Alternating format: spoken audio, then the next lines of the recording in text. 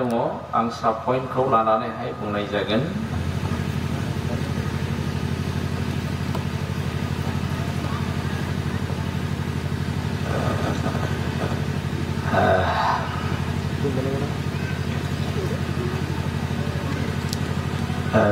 रमनि 5 अध्याय 6निफ्राय 8सिम फरायगोन। जेब्ला जोङो हेफाजाब गैयैयाव दंमोन अब्ला इसोरजों फसंजानाय समाव ख्रिस्ट'आ जों पापीफोरनि थाखाय थैदों। सासे अधर्मिया मानसिनि लागैबो थैनाया गोब्राबमोन जानो हागौ। गाहाम मानसिनि लागै थैनो सोरबाया थामथिम जागौमोन। नाथाय जोंनो लागै गावनि एसे गेदेर अननायखौ इसोरा दिन्थिबाय। जों पापीब्लाबो ख्रिस्ट'आ जोंनि थाखाय थैबाय। बिनि थैनायजों जोङो दा इसोरनि सिगाङाव धोरोमिया जाबाय। बेबायदि जाबायब्ला ख्रिस्ट'नि इसोरनि रागनिफ्राय जोंखौ बासायथारगोन। प्रेज द लर्ड, हालेलुया। जोंनि मानसिफ्रा ख्रिस्ट'खौ बाख्नायनो खुगासिनो गोब्राब मोनसै। आरो बेमारिफोरनि थाखाय जेब्ला आरज खालामो जिसु बुंदे होनना बुङोब्ला एकदमबारे ओरैबायदि गोब्राबजोंसो बुङो। सोरबा बुंनो नागिरबावा खेबनै खेबथाम बुंनानै जेब्ला सोंखारि जायो अब्लासो जिसु होननानै बुङो। ओमफ्राय गुबुन गुबुन रावखौ बुंनोब्ला बिराद गोख्रै बे खुगाया। नंबां जाबां बाथ्रा बुंनोब्ला गुबुनखौ रायखुमानो बखिनोब्ला बिराद गोख्रै बे खुगाया। खिन्थु जिसुखौ जेब्ला बाख्नायनो दोनो गोब्राब बे खुगाया बाख्नायनो ना। आं खावलायदों जेब्ला जों हालेलुया होनो जों प्रेज द लर्ड होनांगौ, प्रेज द लर्ड होना जों हालेलुया होनांगौ। बेथ' इसोरखौ बाख्नायनायसो। आरो जों हायोब्ला फंफ्रोमबो इसोरनि बाथ्रा बुंनायाव गोरोबनायजों लोगोसे जों आमेन आमेन होननानै जों जुक्ति होनो हायो। बे बाथ्राफ्रा जोंनि खुगायाव थानांगौ। नै अब्लासो जों सैतानखौ फेजेननो हायो। जायहा जिसुनि नामखौ गाबज्रिनो मानसिफोरनि सायाव गाबज्रिनो लाजियो नों सैतानखौ फेजेननो गोब्राब जागोन। नोङो आनजादनावबो जेनगोन। बेनिखायनो आं खावलायदों। आरो मोनसे हास्रापात फरायनि जहननि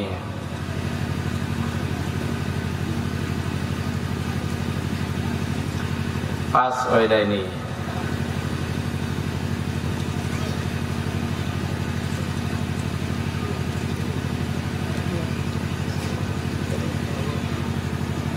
5निफ्राय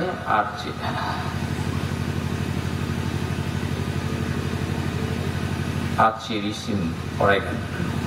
30 बोसोर बियारजों साजानानै सैसोनाय सासे मानसि बेयाव दंमोन।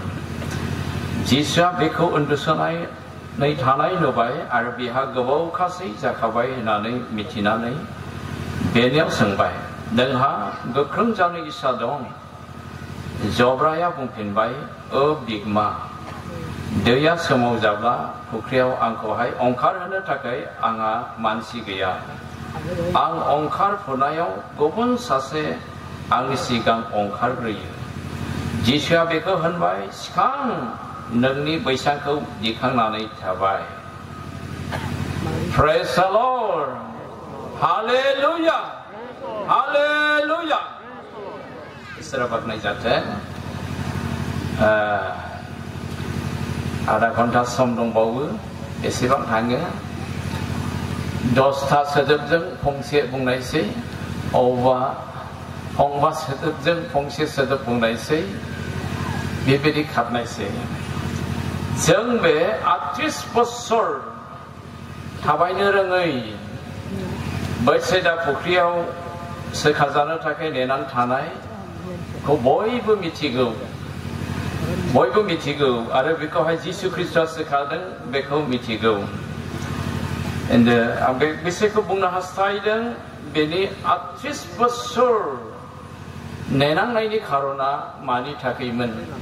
आरो बे मानो सैनांदों आरो मानो बियो सोखाजानायखौ आसा खालामनानै 38 बोसोर दिरि नेनांखो बेबायदि सैनांनाया 14 सिरियाव जेब्ला जों फरायो अब्ला जों नुनो मोनो बे पाप मावनायनि थाखाय सैनांदोंमोन आरो बे 38 बोसोर बे नेनानै फुख्रियाव बारसोमनो हास्थायब्लाबो बिसिम बे थांनो हायैया पापनि बोलोआ बेखौ हमथानानै दोनदोंमोन आसा खालामब्लाबो गोबां दिरि बे नेनानै थानो गोनां जादोंमोन खिन्थु जेब्ला जिसुआ बेखौहाय लोगो लाहैदों अब्ला जिसुआ बिनि पापखौ जेब्ला निमाहा होदों आरो सोखाजानायखौ बेनो नांगौना नाङा सोंदों आरो बे जेब्ला प्रकाश खालामदों अब्ला जिसुआ बेखौ सोखानाय जादों आरो सोखानायनि उनाव बेयाव हुलुस थुलुस जाबाय बेनिफ्राय जिसुआ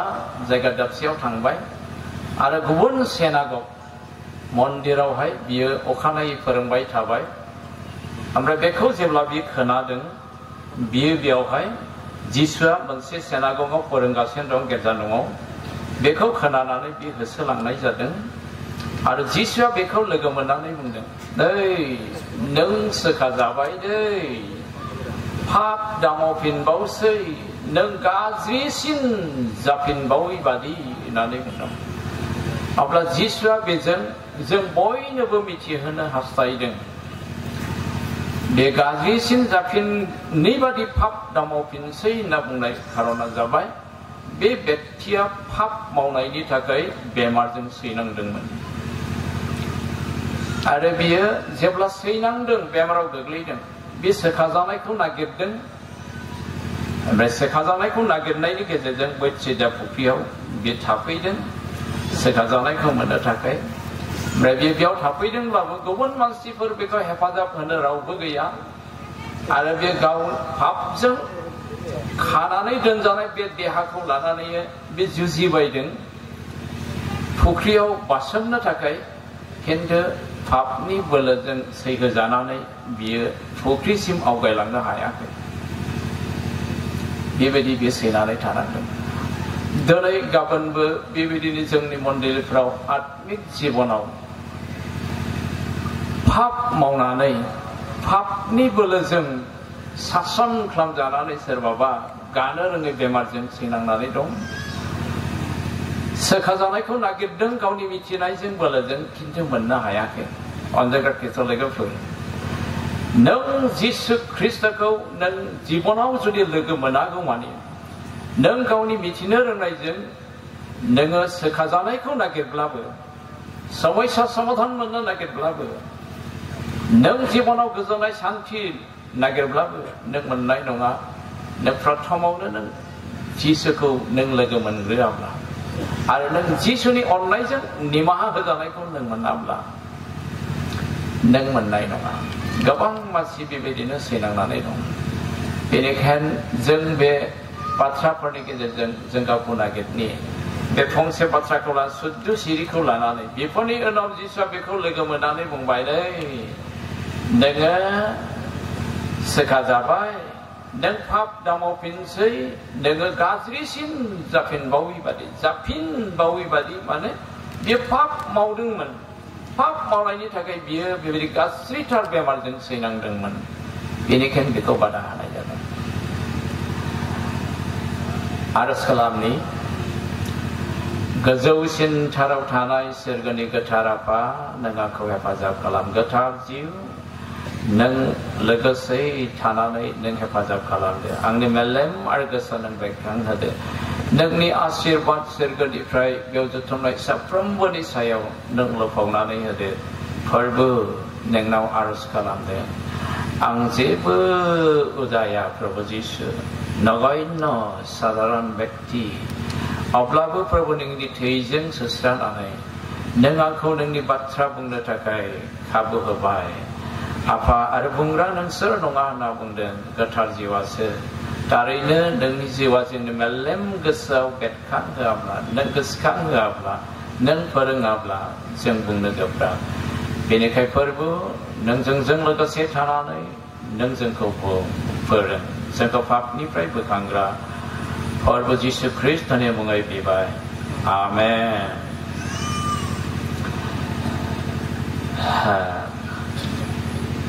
जों दा बेवहाय बे 38 बोसोर सैनांनाय मानसिनि थाखाय जों बेबायदि नुबाय बियो पाप मावनायनि थाखाय बे सैनांदोंमोन जिसुआ थाल्ला बेखौहाय प्रकाश खालामदों। अब्ला जों बेवहाय नुनो मोनदों जोङो परित्राण मोननायनि उनावबो सोरबा जुदि इसोरनि आज्ञा होनायखौ सिफायनानै जुदि पाप मावोब्ला थारैनो सैनांथारो अनजायग्रा ख्रिस्ट'लोगोफोर। आरो नों बे पापखौ जुदि नों निमाहा बियाब्ला नोङो आसा खालामब्लाबो नोंनिफ्राय सेखाजानाया गोजानाव थागोन, नोंनिफ्राय सेखाजानाया गोजानाव थागोन। नाथायब्ला बाइबेला जोंनो खोन्थादों जोंनि गोमालांनाय आसाखौहाय फोरबुआ जोंनो होफिननो हायो। बेखौहाय बे बैसुदा फुख्रियाव थानाय सोखाजानाय व्यक्तिखौ सोखानायनि गेजेरजों जिसु ख्रिस्ट'आ जोंनो मिथिहोदों। आत्मिक जिबनाव गोग्लैनानै सोरबा जुदि गावखौनो गाव आसाखौ गोमालांनाय मोनदोंब्ला आंहा जेबो सुबिदा आरो आसा गैले बेबायदि साननाय मानसिफोर थायो। हाबा जानायनि उनाव सोरबाबा बेबायदिनो माबा मोनसे भुल मावदों, नङाब्ला हाबा जानायनि सिगां भुल मावदों, हाबानि सिगांबो खेमा बियाखिसै आरो उनाव भुल मावबाय, खेमा बिनो गोब्राब जाबाय। फिसाफोर दङ, फिसाय दं, बिहाव बिखुनजो दं, आं माब्रै खेमा लानाय? पापआ हमथाबाय थायो आरो लाजि फोनांबाय थायो आरो नोंखौ निरासा खालामगोन। आरो नोङो माब्लाबा नोंनि बेबायदि सुबिदा लानो हायै अबस्थाखौ लानानै समाव नोङो खेमा बिनो सानगोन, खिन्थु गोब्राब मोनगोन। समाव सुबिदा लानो हायैनि जुनै समाव गाखोमाबायगोन, सिन्था खालामगोन, हांमा सुगोन आरो निरासाजों थागोन। बेबायदि मण्डलिफ्राव दिनै गाबोन गोबां मानसिखौ आं लोगो मोननो हादों। बेनिखाय बे खामानिखौ इसोरा मावनो थिनदों मोनफ्रोमबो प्रग्रामावहाय। बिसोरनि थाखाय सासेया सासेनि सिगाङाव पापफोरखौ सिमान लानानै खेमा बिनो आरो खेमा होज्लायनो जाकबनि 5-6 सल'नि बाथ्राखौ लानानै सासेया सासेनि सिगाङाव पापखौ सिमान लालायदो, बिस'ज्लायदो, अब्ला बियो निमाहा होजागोन आरो बियो सोखाजागोन। मानोना धोरोमियाफोरनि बिनाया मावसोनो हाग्राथार। एलिजाजों बादि सासे सैनांनाय मानसिमोन, अब्लाबो बियो गोसो गुदुङै जेब्ला आरज खालामदों अखा दाहाथों होननानै 3.5 बोसोर अखा हायाखै। आरो जेब्ला बियो गोसो गुदुङै आरज खालामफिनदों अब्ला इसोरा अखा हाहोफिनदों। मानो एलिजाया अखा दाहाथों होननानै आरज खालामदों? मानोना बे समाव आहाब राजा एजेबेल रानिनि समाव एजेबेल रानिया गावनि बाल देबता मोदायखौ खुलुमनानै इजरायली आइजोफोरखौबो बाल देबता खुलुमफाहोदोंमोन। आरो इसोरजों हामजाजायै आखुखौ लानानै बियो इसोरजों हामजाजायै खामानिफोरखौ मावदोंमोन, इसोरजों हामजाजायै लामाफोरजों थाबायदोंमोन। आरो गावजों बाल देबता खुलुमफानो सर' जानाय इजरायली हिनजावसाफोरखौबो गावबादिनो गासै आखुखौ बियो फोरोंदोंमोन आरो इजरायलीफ्राबो पाप मावदोंमोन। बे खारनाव बिसोरो सैनांदों। बेजोंबो जोंनो मिथिहोदों जोङो जेब्ला पाप मावनानै जिउ खाङो जोंनि ख्रिस्टियान जिबनाव, ख्रिस्टियान न'खराव सैनांनाय सफैयो। बेनिखायनो अनजायग्रा ख्रिस्ट'लोगोफोरजों बे सैनांनायनिफ्राय रैखा मोननो जुजियै गानो रोङै बेमार जानायनिफ्राय सोखाजानायखौ मोननो जुजियै जुदि नोंनिफ्राय सोखाजानायनि राहा बेबस्था आसाया जानगारलांदोंब्ला इसोरनियाव गिदिर आसा दं। मानोना बियो जोंखौ आग्लाय बिग्लाय बरसाजों बासायबाय गावनि क्रुसाव थैनानै जोङो रमनि 8 अध्याय आरो 26आव जेब्ला फरायो इसोरा जोंखौ भरसाजों बासायबाय होननानै बुंदों। ख्रिस्ट' जिसुनि क्रुसाव थैनायनि गेजेरजों जोंनि बासायजानाया आग्लाय बिग्लाय आसा दं। बयनिबो थाखाय पापनि निमाहा मोननायनि आसा दङ, गोथां जीवन मोननायनि आसा दङ आरो इसोरनि फिसा जानो हानायनि आसा दङ आरो सोरगो रायजोनि रायत जानो हानायनि जोंहा आसा दं बे जिसु ख्रिस्ट'नियाव। बेनिखायनो उपदेशगिरिनि 9 अध्याय 4 सिरियाव बुंदों थांनानै थानाय बयबो मानसिफोरनि थाखाय आसा दं होननानै बुंदों। थांनानै थानाय बयबो मानसिफोरनि थाखाय आसा दं। आरो उपदेशगिरिनिनो आरोबाव 8 अध्यायावहाय जोंनो बेयाव खोथादों इसोरनि जोंनि थाखाय साननाय हनाया, इसोरनि जोंनि थाखाय बेबस्था खालामनाया, खायदा खालामनाया मोजांनि थाखायल' होननानै बुंदों। मोजांनि थाखायल' होननानैहाय बेहाय बुंनाय जादों 8 अध्यायनि 4 सिरियाव। नाथाय जोंसो गाव गावखौनो जों गोब्राब खालामनानै लायो होननानै बुंदों। नाथाय जोंसो गाव गावनो गोब्राब खालामनानै लायो।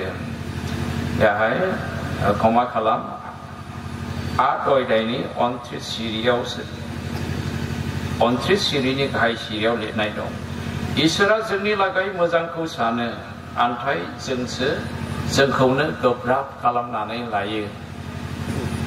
इसोरनाव जोंनि थाखाय बयबो थांनानै थानायनि लागै आसा दं, आसा दङ आरो जों बयनिबो थाखाय इसोरनि साननाया मोजांनि थाखायल'। जोङो जिरिमियानि 29 अध्याय जेब्ला जों 11 सिरियाव जों फरायो नोंसोरनि थाखाय आंनि खायदा खालामनायखौ आं मिथिगौ। आंनि नोंसोरनि थाखाय खायदा खालामनाया नोंसोरखौ सैहोबाय थानो नङा, नोंसोरनो सान्थि होनो थाखायसो आं जेब्लायबो खायदा खालामो होनना बुंदों। इस्राएलिफोरखौ जेब्ला बिसोर बन्दियाव दंमोन, बन्दियाव थानांनाय समाव बिसोरनि थानांगौआ 70 बोसोर थानो नांगौमोन जिरिमियानि गेजेरजों रायथिनाय। बेनिखायनो बे बाथ्राखौ लाना बुंदों इसोरा जिरिमियानियाव जेब्ला 70 बोसोर फरायगोन अब्ला आं नोंसोरनिथिङै मोखां जागोन। सिगां खोथाखानाय बे बाथ्राखौ लानानै निराशा जानाय समावहाय बन्दियाव बिसोरो थानांगासिनो दं, निराशा जाबाय। आरो बेराफारसेथिङै जिरिमियानि गेजेरजों सिगाङावनो रायथिखानाय 70 बोसोर फरायोब्ला इसोरा जोंखौ उदांस्रि होगोन, बेयाव जेरुसालेमाव फैनानै जेरुसालेमखौ लुखांफिननो बेखौबो आसा खालामदों। बेखौनो लानानै इसोरा बुंदों आरोबाव जिरिमियानि सिगाङाव जिरिमिया आंनि रायजोफोरनि थाखाय आंनि खायदा खालामनाया आंनि रायजोफोरखौ सैहोनो नङा, बिसोरखौ दुखु होनो नङा, नाथाय बिसोरनि सान्थिनि थाखायसो आं खायदा खालामो होननानै बुंदों। आरो बिसोरनि आसा खालामनानै नेनानै थानाय जे 70 बोसोर फरायला इसोरा नायहरगोन होननानै बे आसाखौ आं पुरा खालामगोन होननानै बुंदों। दा बेनि गेजेरजों जोंनो मिथिहोदों अनजायग्रा ख्रिस्ट' लोगोफोर बे इजराइलिफोरनि गुबै जाथायखौ लानानै जोंनि सैनांनाय समावहाय गोबाव बोसोर सैनांनाय मुलि होब्लाबो हामै, अजाफोरनाव थांब्लाबो हामै, डक्टरफोरनाव ट्रिटमेन्ट लाब्लाबो हामै। बे खारना जाबाय भुल अपराध मावनायनि थाखायनो सैनांनाय बे पिरियड जानो हागौ सोरनिबा थाखाय, जायनि थाखाय इजराइलिफोरा इसोरनि मावथावै खामानि, इसोर नुनायाव मावथावै खामानिखौ मावनायनि थाखाय बिसोर 70 बोसोर बन्दियाव सैनांदोंमोन।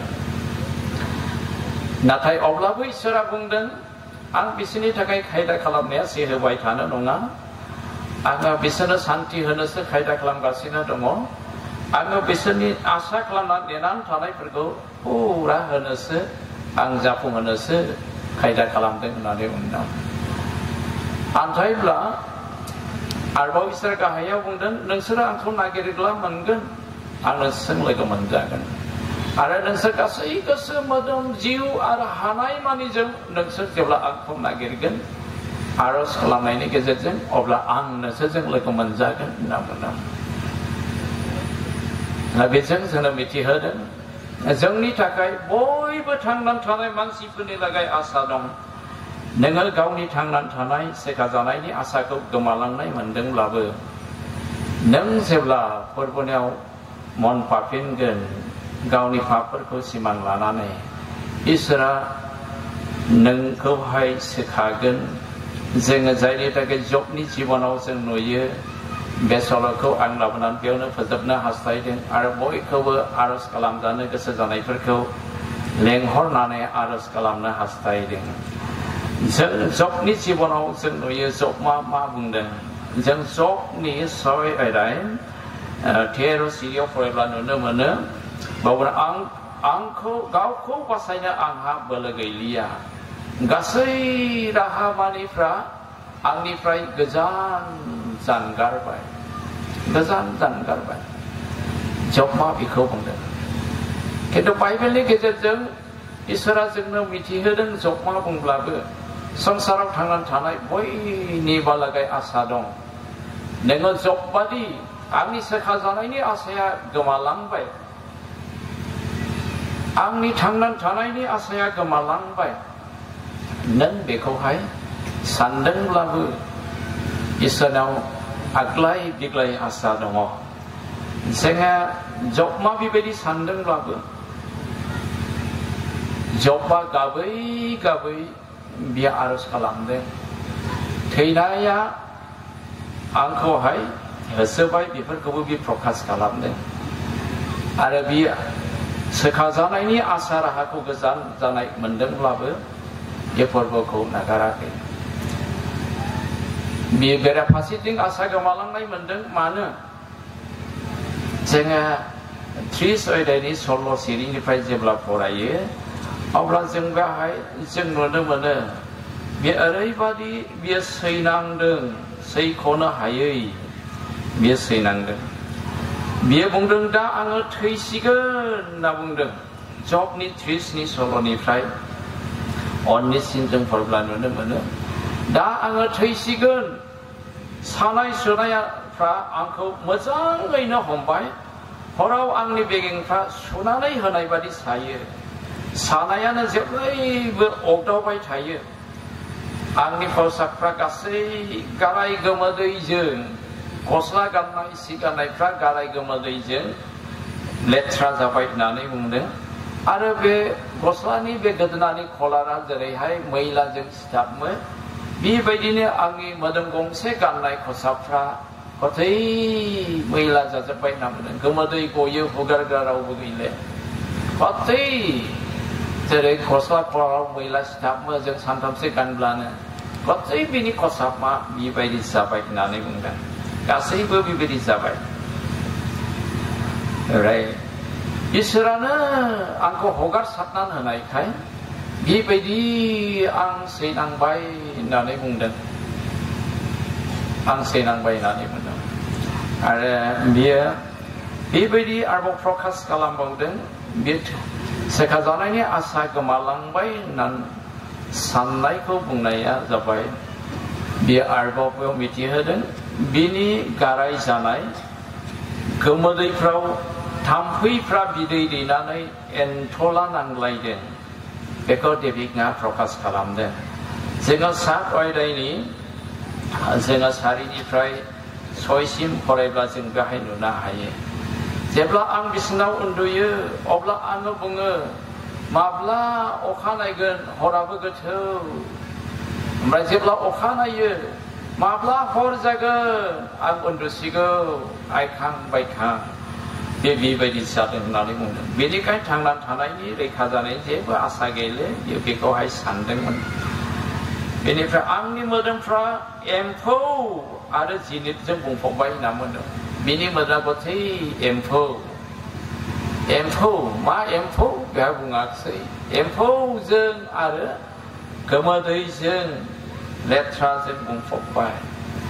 आरो आंनि थांनानै थानाया आइजोफोरनि सि दानायाव माखु सुरनाय बादि माखुनि खुन्दुङा जेरै जोबलांदों बेबायदि आंना थांनानै थानायनि बैसोआ सुंलांबाय थादों होननानै बुंदों।